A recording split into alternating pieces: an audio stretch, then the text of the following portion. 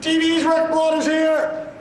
Rick Blood. Rick Blood. Rick Blood. Rick Blood. Hey, that's cool.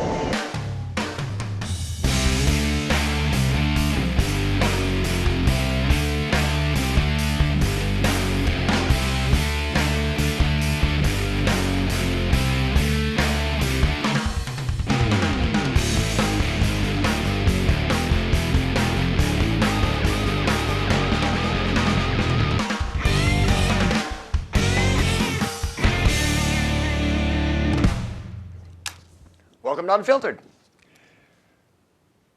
February 12th, 2010. We've got sad news.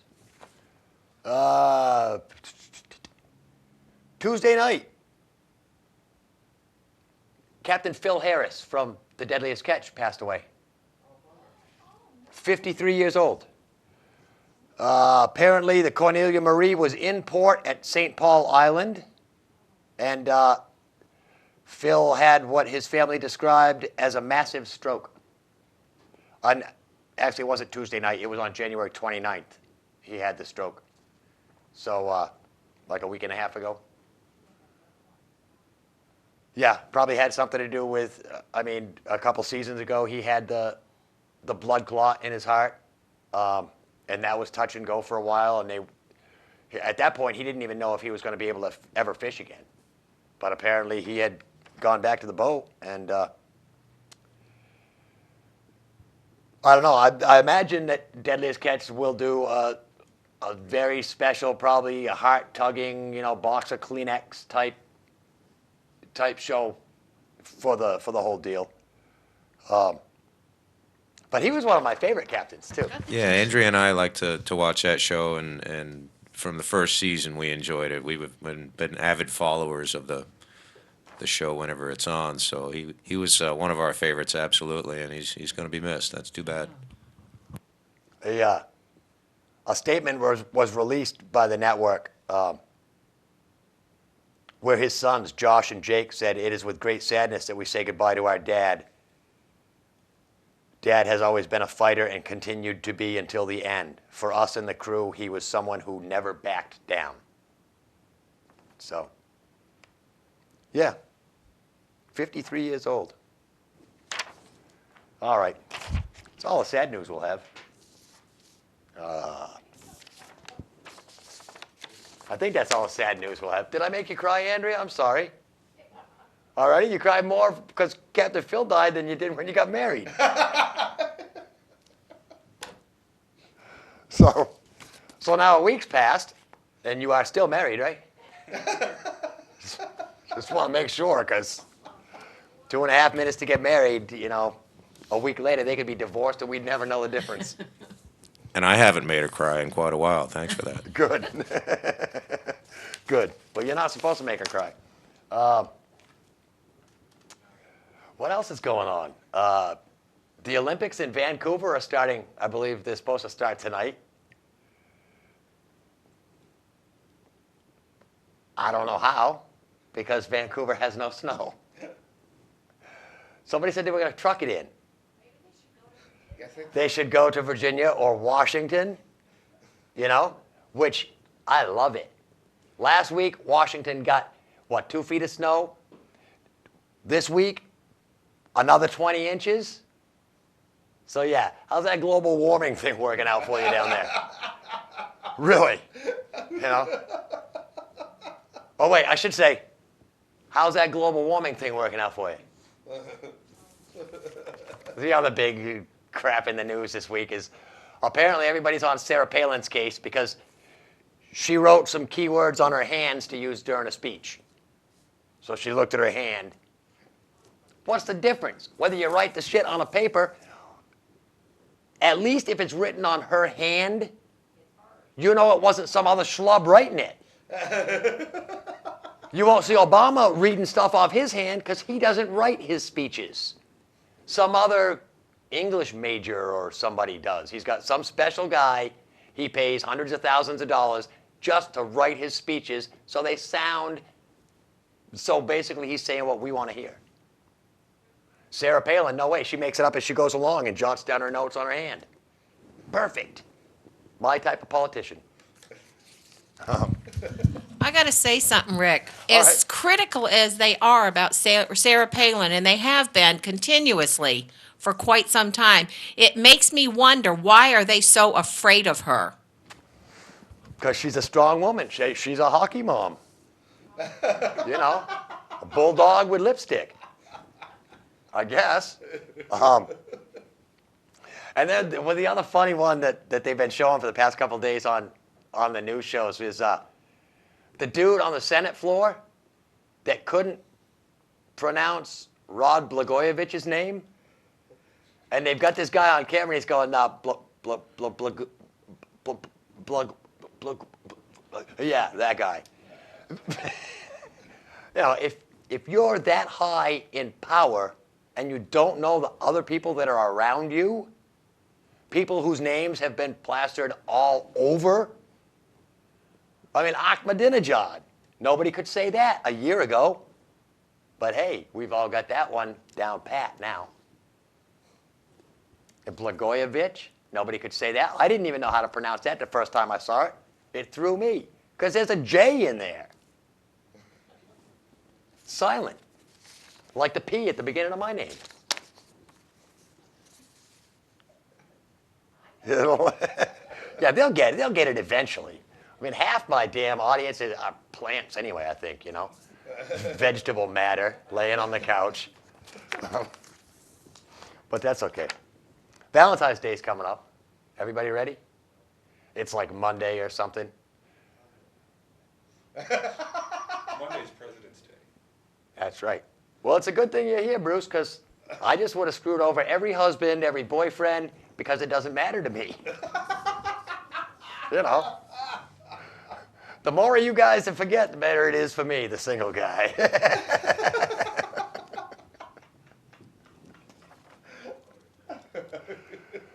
And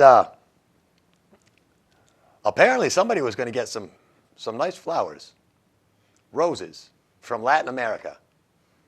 They're not getting them anymore because the Dutch authorities in Amsterdam found 20 pounds of cocaine among the 20,000 roses. Wow. That was going to be a hell of a Valentine's present for somebody.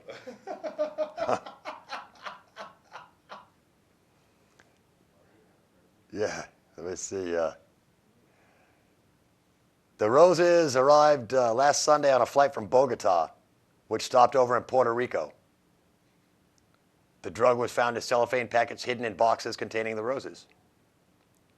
And apparently the Netherlands is a major flower trading hub.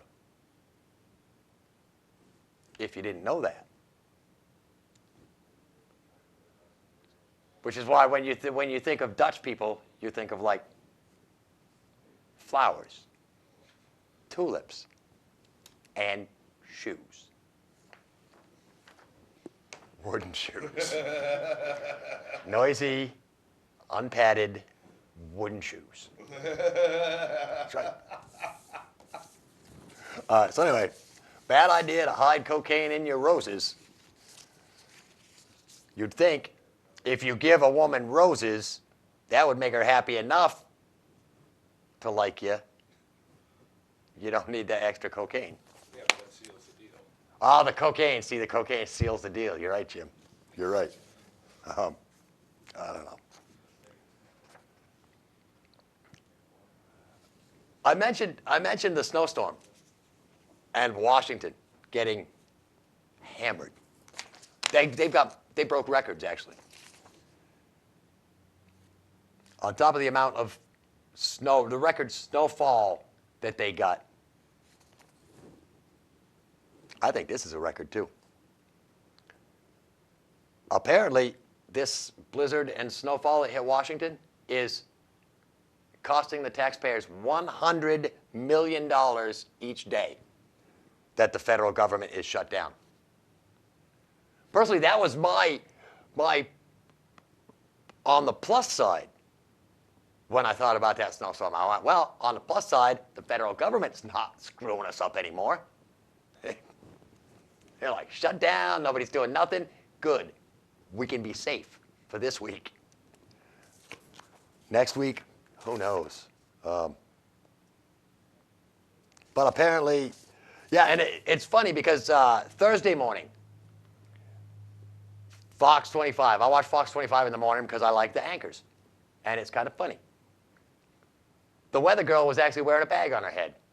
Cindy Fitzgibbon with a bag on her head because she was so ashamed she got the weather report so wrong. She said Boston was supposed to get 12 to 16 inches, I think, was the prediction. Boston got as much snow as we did. They got nothing. The cutoff line was just below Boston. Who, lucky us. That's what I say. Lucky us.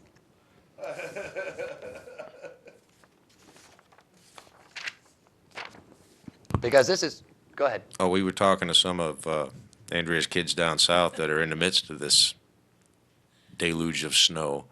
And they were saying how they can't even get snow shovels down there, that they're out there shoveling with garden tools, regular shovels. Geez, being from New Hampshire, they should have known better.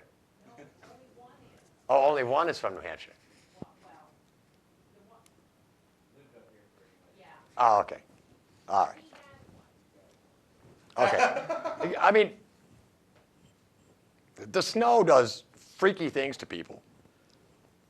In Sioux Falls, South Dakota, that's another place that gets a lot of snow. A man's facing aggravated assault charges. Because apparently, the snowplow driver knocked over his mailbox. So he allegedly, this 64-year-old man allegedly punched the driver in the foot and threatened him with pepper spray. Because I imagine he probably just opened up the plow truck door and went, the foot was the only thing he could reach. Apparently the 40-year-old plow driver also claimed the man had threatened him with a knife, but the cops didn't find any knife. So, yeah. See, it used to be, it's not the same as it was 40 years ago. Because when I was a kid, my old man had a relationship with the plow driver. Such a good relationship that every time it snowed, the old man had to make a store run and pick up a six-pack of beer. Because he would set the six-pack of beer in the snowbank outside the house when the plow truck driver was coming by, and the plow truck would lift up its wing plow as it went by the driveway and not fill our driveway in. And then the guy would stop and take his beer and get back in the truck and keep going. A lot of happy plow drivers back then, when you could make deals like that. The salt bin is empty, but it's full of beer.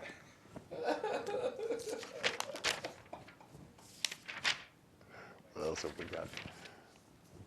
Let's stay with the snow stories because snow is so festive. In Newcastle, Delaware, police were responding to a report of a suspicious man carrying a gun.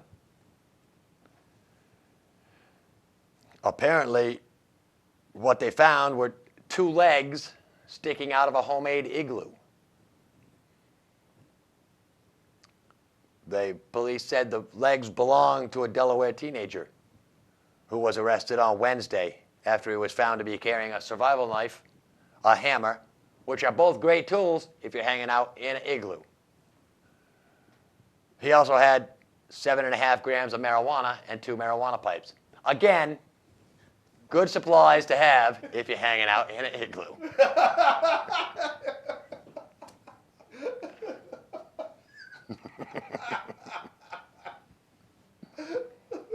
Senior Corporal Trinidad Navarro said the teen was released to his parents, which is probably a worse punishment than anything the cops could have done to the kid.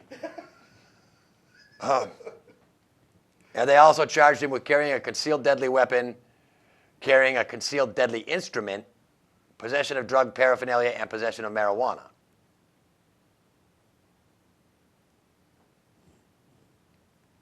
So which one of those did the hammer fall into? See, I'm trying to figure this out.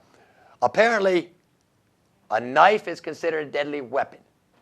A hammer is considered a deadly instrument. See, it seems to me like a laser would be a deadly instrument. Or a tuba. But not a hammer. A hammer, why didn't they just call that a deadly weapon too? Or maybe a deadly tool. Stupid. So, if you're going to smoke pot, I guess the point is, if you're going to smoke pot in an igloo, don't leave your legs sticking out. Pull your legs in too. Build the igloo a little bit bigger. Something. I don't know. All right. I'm trying to think if there's anything been going on around Keene lately.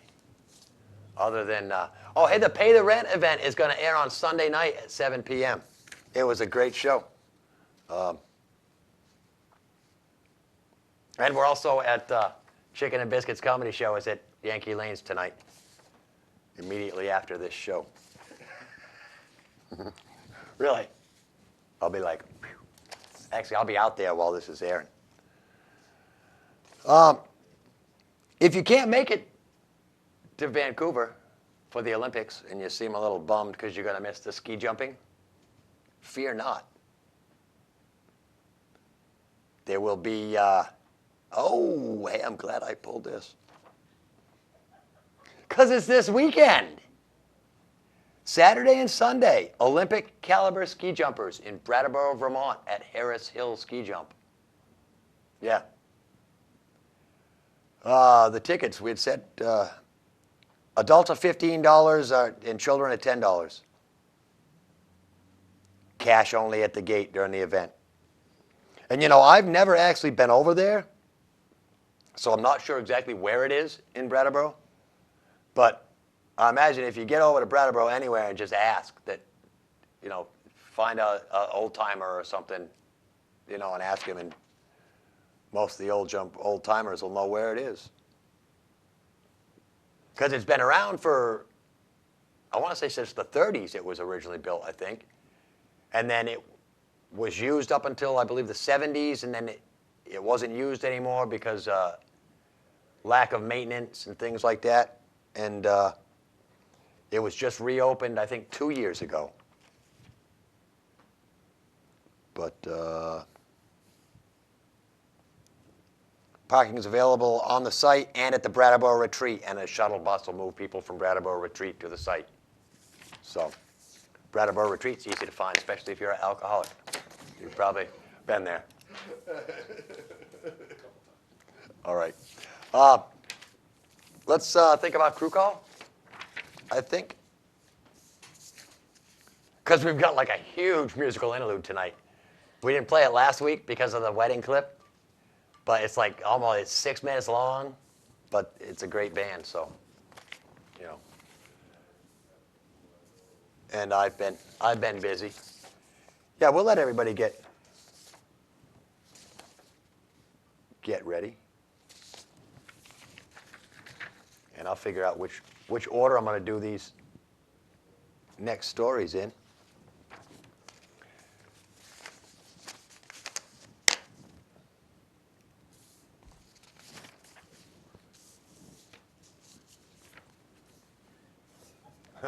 I'll just waiting on the word from Bruce. And the director says, hey, it's cool.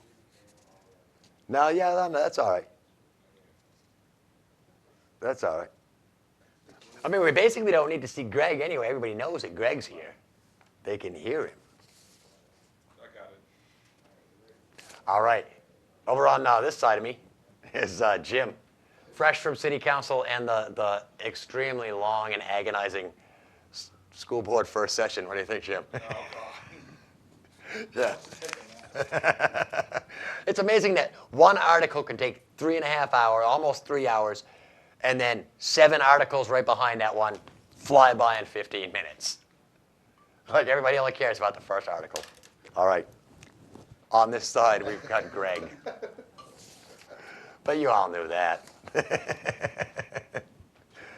And in the booth, once again. Not yet? Not yet. All right. Well, once we get into the booth, it's still Mr. and Mrs. McAvoy are sitting in there. Sounds weird to say. I think I'm talking about you folks, Bruce. But Bruce and Andrea still married and haven't killed each other yet. I think that's cool. Still having fun. Are we planning on Enjoying kids? life. Pardon? Are we planning on kids? No. Okay. No, Thought I'd ask. I stepped into 5 already made kids and like 27 grandkids and, All right. so no, Nice. no kids. So in 2.5 minutes, you became a grandfather. Yeah. Legally. It was, yeah. Went by that quick. Nice. Yeah. Nice. The race season has begun. Oh, yeah. We're excited. We saw a nice ARCA race last week, but today they ended up, or actually yesterday by the time this airs, that the Gatorade Duels 150s had taken place today and set the field for Daytona 500. Mark Martin's going to be on the pole. He took the pole on Saturday when they did qualifying, and Dale Earnhardt Jr. is outside pole starting second place. The only two that were locked in to the start, and then they had to run the dual 150s today to set the rest of the field. Oh, okay. So Jimmy Johnson ended up winning the first duel. Casey Kane ended up winning the second one. So that'll put them starting third and fourth, and rest of the field will fill on out, but ought to be a good show come Sunday for the Daytona 500. Oh, it's always a good show. So looking forward to it now that it's finally begun, so Bruce is happy. Yeah. Smiths finally pulled their head out of their butts, and they put us back on normal 8-hour shifts starting Monday, so my life gets to come back to some semblance of normal again. Get to come home when it's still daylight out, at least, so. But Yeah. It's gonna be a bitch giving up them 3.5 days off. That was getting nice there for a while, but 3 months of the 12-hour days, that's enough. So hopefully things settle down now. Yeah. You get to watch the race together. That's right. I get to watch the races together. But other than that, we don't have as much snow up here as they do down south. So we're having fun. We're calling down, talking to the kids, and saying, "There you go. Have fun. Welcome to our world." Yeah, that's nice. Nice. Other than that, that's about it, buddy. We're gonna throw it back at you. All right. Yeah, that was quick. Okay. Let me do this. I read this. I thought it was kind of, it's in from Southcourt, New York. Apparently, an 11-year-old boy was in class at they're about 80 miles west of Albany. He was in school. The boy was mad because a classmate kept trying to help him in math class. So when the kid that was trying to help him wouldn't back off, this kid lashed out with a sharp pencil and inflicted a scratch treated by the school nurse. Sounds like typical 11-year-old kids, right? This 11-year-old kid is being charged with a felony. Felony attempted assault and misdemeanor criminal possession of a weapon. Criminal possession of a weapon. The kid had a pencil. They must be, yeah, 11 years old, must be like 4th grade. Crazy. It's crazy. The resource officer at the middle school investigated the complaint. And the kid was suspended and charged with felony attempted assault. Well, that'll be one kid that won't ever be leaving the country. And it's sad, 11 years old, his entire life will be ruined by a felony. He'll have a record and, yeah. It's just, I really don't know what to do. You know, but you can't be turning 11-year-old kids into felons. I mean, yeah, the teacher should have backed the kid that was trying to help. But even if the incident happened, they should have took the pencil away from the kid, beat his ass. He'll learn the lesson, but he won't be a felon. Maybe they're just getting tired of counting votes. So they figure if everybody in the United States is a felon, in the United States is a felon, nobody can vote. They won't have to count votes. I don't know. And when you grow up, it doesn't make you better. In Cedar Rapids, Iowa, a woman, how old is she? Doesn't say how old she is. It says, well, because she's a mother. A mother of a 37-year-old is accused of arranging her daughter's effort at prostitution. Apparently, she sent her daughter to meet an undercover officer who had contacted her during a prostitution investigation. I mean, but what mother wouldn't want their daughter to hook up with a cop? Really? Well, You if know, he it's- was, an instructor of It's a some good sort. job, and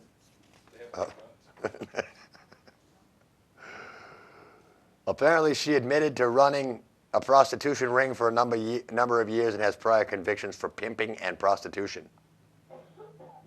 So, yeah, I guess the daughter was later charged with pandering. Now, I'm not sure what one of those little bears has to do with the whole deal. Because apparently she was going to have sex with the officer, not a panda bear. So, Maybe the officer paid for the panda bear, too. and, there are certain places, the Netherlands, where sex with panda bears is still legal, as long as you can prove that the bear was not injured.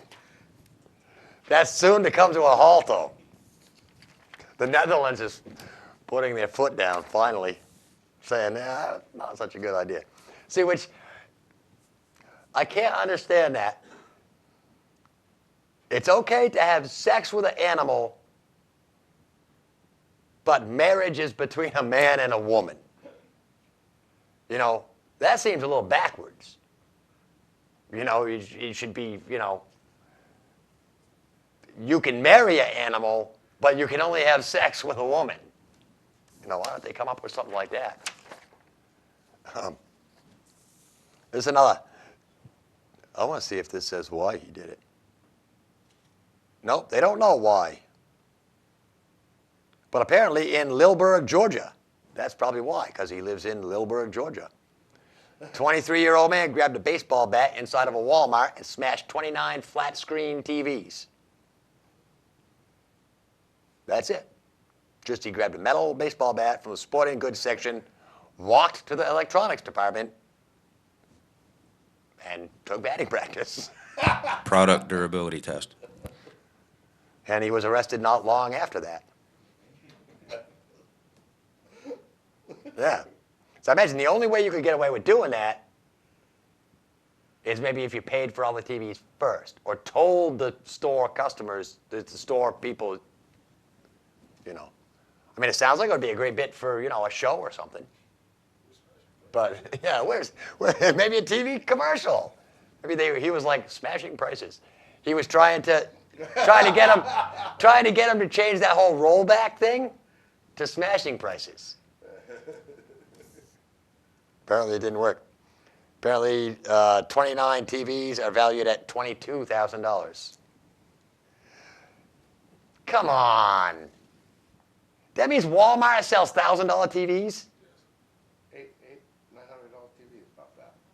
If I'm spending $1,000 on a TV, it's going to be, from a TV shop, not from some place that also sells, pudding pops. And Walmart does now. Why the hell did that come in my mind?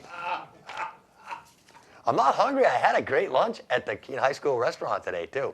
They actually had, listen to this, the high school restaurant served beer-battered chicken. Oh, Scott Rogers is a genius. I'm telling you, he is. And of course, I saw it and immediately had a discussion with Lee because it was Lee and I that went to lunch after we shot Fitness Fiction. We figured we'd go and have a nice, healthy lunch at the high school. I saw that, and it was like, how can they have beer-battered chicken? Nobody in the culinary arts program is over 18 or over 21. Beer battered, you got to have beer. So I asked Scott, what's up with the beer? He said it's O'Doul's. You get all the flavor, none of the alcohol, and no drunk chefs in the kitchen. Like I said, Scott's a genius. He knows how to handle them kids, and yeah. Of course, when they go home and cook the stuff at home, they probably use real beer. Hey, here's a story from the Arab countries, from Dubai. And I'm pissed at them guys anyway because they got a really tall building now. And nobody's knocked it down. And they're like right next door to terrorist guys. Over there, they make all the women cover up. And maybe for good reason. An Arab ambassador called off his wedding because when his wife finally took off her veil, let me get to it. I want to make sure I get it right. She took off her veil. She was bearded and cross-eyed.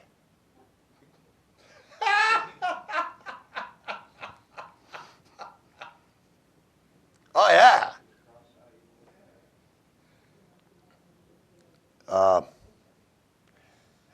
Apparently, after he'd only met her a few times. Every time, she had been wearing the veil. Or niqab, which is the face-covering veil. I probably pronounced it wrong, but shoot me, I don't care. After the marriage contract was signed, the ambassador attempted to kiss his bride-to-be, upon which he discovered she had facial hair and was cross-eyed. The ambassador told an Islamic Sharia court in the UAE that he was tricked into the marriage as the woman's mother had shown his own mother pictures of her sister instead of her. So apparently the sister's a fox. It was the old bait and switch kind of thing.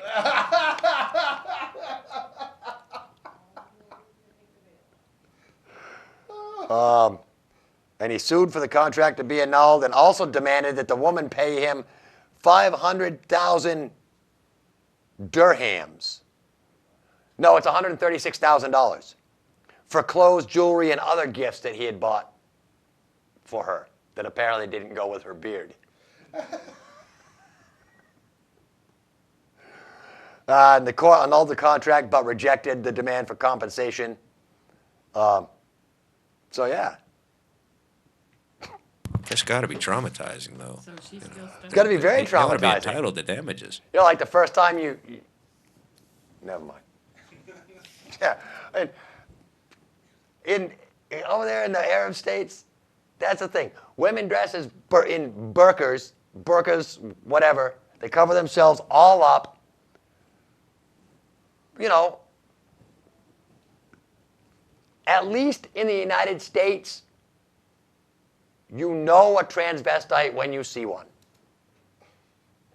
Over there, You don't know till it's too late.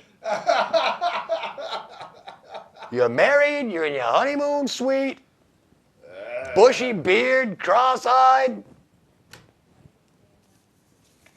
Maybe you just stood up to pee, yeah. All right, yeah, we'll do the music now, and then we'll come back. We'll have a little bit more time to talk. Andrea's not even paying attention. She's too engrossed in the show.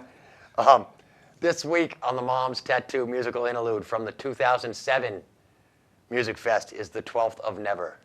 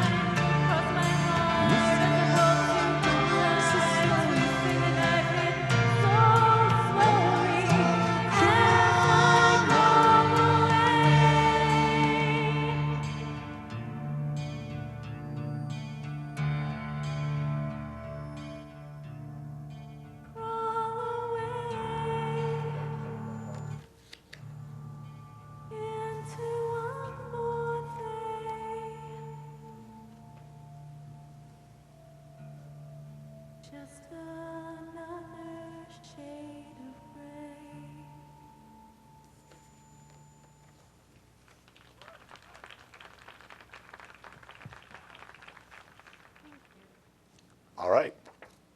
Great band. Well, I hope they come back again because they were really good. I guess one thing I could talk about, they played the Super Bowl last Sunday. I haven't mentioned it yet because who cares? Really? Actually, I was kind of happy that the New Orleans Saints won. They beat the Colts, and good for them. They deserve something anyway. The reason that I didn't see it was I was kind of beat because I went and filmed some footage for Fitness and Fiction last Sunday. I went and filmed an actual class that Asa was teaching, one of these boot camp classes. And I got to tell you, I had to go home and take a nap after that. It was tired. I got tired just watching. Yeah. And I mean, gyms are just, I don't know, they're too sweaty for me, you know? But it was good. And I believe some of that footage is going to end up in next week's episode, the week after's episode. I don't know. We shot episode 4 on Thursday anyway. So, and last Saturday night, the Chicken and Biscuits and I, our little comedy team, went to Winchester. And I made it out alive, despite my remarks last week on the show. But it's funny because not long after we got there, I was standing in front of the bar, and this older gentleman came up. I would have to say he was probably in his 70s. And he says, "You're on TV, aren't you?" And I said, "Yes, sir." Every time somebody says that to me, I kind of just cringe and wait to get smacked. But this guy says, I watch you every week. He says, "I love your show." He says, "I love how you're not afraid to speak your mind." And he reached out and took my hand, and he says, "I've always said, if there's one thing that I want to do before I die, it's shake your hand. And now I have." And that's really cool. I was just worried that, praying that nothing happened to this whole guy, that night. So, but it was a great show. I did the fireman joke because it was supposed to be a PG event, but there were no kids there. It was all a great adult crowd. So I did the fireman joke. There was a fireman in the audience. He told me he didn't like that joke. I said, "That's okay, the cops do." And until my house is burning down, I'm going to keep doing the fireman joke. But he was a good sport, and I knew he was a firefighter. You can't go to a small town VFW for a function like that without at least 1 or 2 local firemen in the crowd. And you know exactly who they are because they all wear those little fireman jackets. Not like the kind they wear at the fires, but the kind that say, "I'm a fire department guy" on the back. So, but I knew he was gonna, because I got the first line out and he stood up and he went, "Hey!" So I just raised my voice and finished the joke. But anyway, it was fun, and I guess it was for. It wasn't the original cause that I had said. It was it was for the New England snowmobile riders. It was a benefit to help pay for like maintenance of trails and things like that for the snowmobilers. So, but it was fun. We did a great show, and then there was dancing, and they had food, and I think it was possum. Actually, I'm not sure. It was pretty good though. I just figured being Winchester, probably possum. And at first I was thinking roadkill, but it was a snowmobile club, so technically it was trail kill, I think. So, We get to this weird one, and then I'll get to the really scary one. Manhattan Beach, California. Apparently, they've arrested an 18-year-old man for annoying children. Yeah. Because I guess this 18-year-old guy was in an elementary school in the bathroom he says he offered two boys several dollars to urinate in a cup.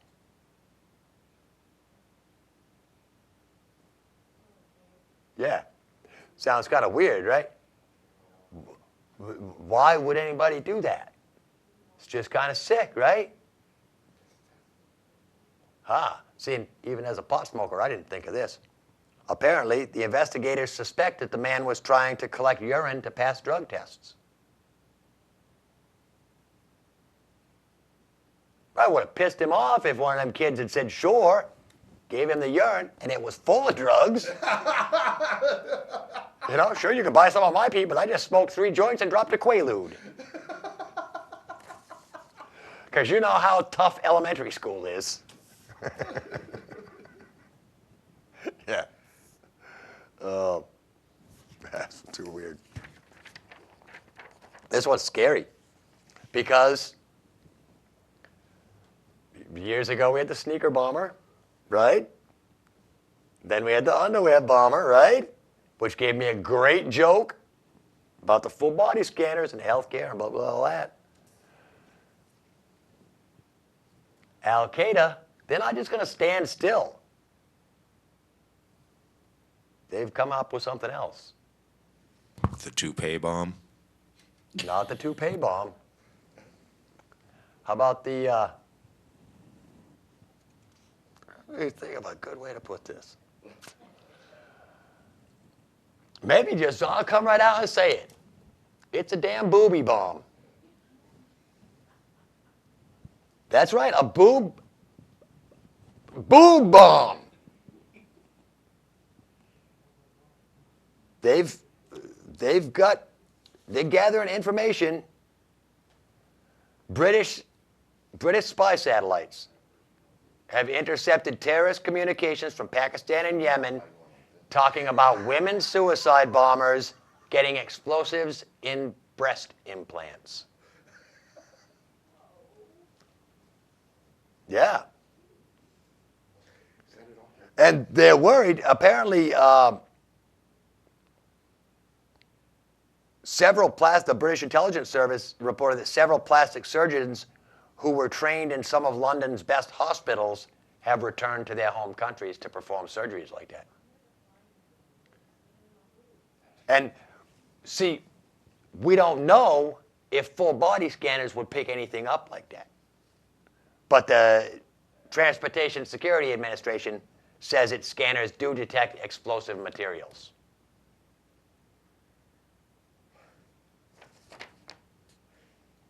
But, man. And what happens if one, like, goes off prematurely, you know? Then again, you know, all these security people at the airports are like, they're all happy and they're like, oh, we're going to get to touch boobies every day now. Because we're going to have to feel them, you know, make sure they're not, you know, filled with So now nails you can, and jabs. now you can get a CAT scan and a mammogram. There we go. We'll have to have mammogram things in the airport now to tell if your boobs are real or if they're explosives. It's just... And then, you know, we'll come up with some way to detect that. And then they'll, you know, some other idea, you know? Terrorists, they spend all their time thinking of ways to blow us up. You know, we spend our time trying to foil their plans. Meanwhile, they just keep making plans. Rick, I already had to get patted down at an airport. I mean, I can't imagine any woman now, you're really going to get patted down. You're going to get patted Yeah. and felt up at the same time. Yeah, like Bruce said, patted down and felt up all at the same time. Works for me. Well, I wish they'd kiss And me if there's- first. If there's anything that I could do to help the airlines out in any respect like that, I would be more than happy to. And speaking of airlines, 58 days. We're under the 2-month mark before we hit Vegas. Yeah, I'm so psyched. As a matter of fact, Lee said he walked into the office today when me, Mark, and Ernie were, and he says, he looked at the calendar and he says, wow, he says, only 58 days. He says, I better buy your guys' tickets. Apparently, he's got his own, but he hasn't got ours yet. So, that's all right. 5 minutes. I got time to give you a few, you know how I like these stupid facts, right? Well, here's one I stumbled on while I was trying to get all this paper for the show. Some, like directors and producers and things, some facts about them. For instance, Charlie Chaplin had repellent body odor. He stunk and was known to wear the same suit for 2 weeks straight. But he was a product of the Depression. Of course, he wore the same suit for 2 weeks. Everybody did. Because they only had a suit, one suit. Walt Disney was an obsessive-compulsive hand washer. Ingmar Bergman enjoyed watching BMX bicycle racing on TV. How weird is that? Because Ingmar Bergman, is that a guy? That's a woman, right? And she's an old woman. Yeah. Speaking of old people, have any of you crew guys seen the Abe Vigoda commercial? I think there's a commercial with Abe Vigoda and Betty White. Lee was telling me about it, and I was like, I thought Abe Vigoda was dead. Apparently he's not. And the new E-Trade baby one. Keep your eyes out for that one. The little kid and his girlfriend chatting on the phone. Yeah. Oh, it's a riot. David Lynch's college roommate was Peter Wolf, lead singer for the J. Giles Band. Federico Fellini was a big Marvel's comic fan and friends with Stan Lee. Yeah. Stanley Kubrick was a big ping pong fan and put ping pong scenes in many of his films. So it's kind of like Psych with the pineapple, I guess, you know? Brian De Palma helped George Lucas write the opening crawl for Star Wars. Alfred Hitchcock liked to throw blue dye dinner parties with foods including blue steak, blue peas, and blue mashed potatoes, all washed down by blue martinis. Here's one I didn't know, and it's very interesting. A couple things I didn't know. Robert Altman's 14-year-old son wrote the lyrics to the MASH theme song. Suicide. I didn't even know that was the name of the song, Jim. Suicide is Painless is the name of the song. And over the year, he's earned more than $1 million in royalties. So that's kind of cool. Oh, okay. When Quentin Tarantino was 15, he was arrested for shoplifting a copy of Elmore Leonard's The Switch from Kmart. Which, I mean, that doesn't surprise me. Quentin Tarantino's kind of a freak anyway.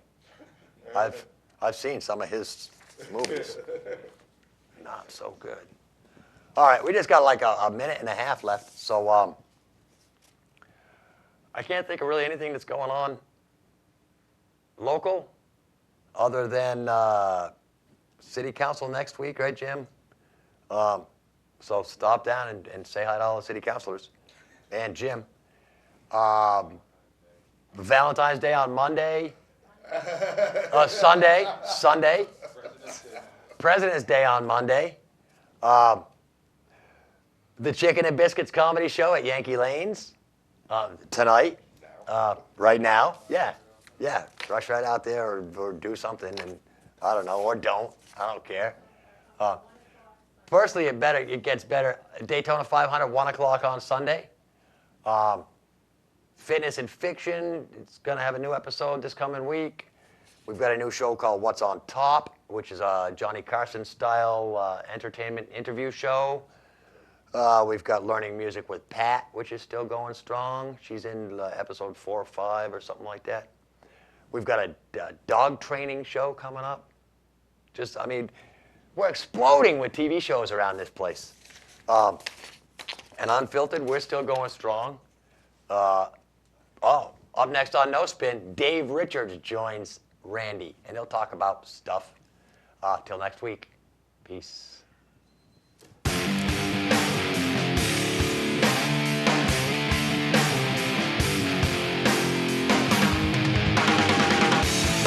Stop.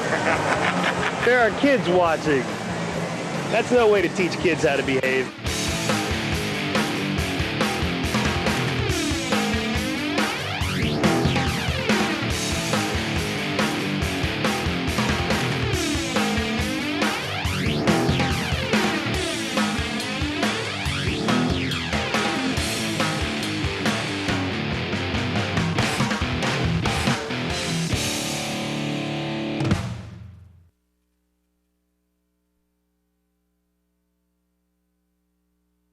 Refreshments provided by G. Housen Distributors. Premium beverages delivered.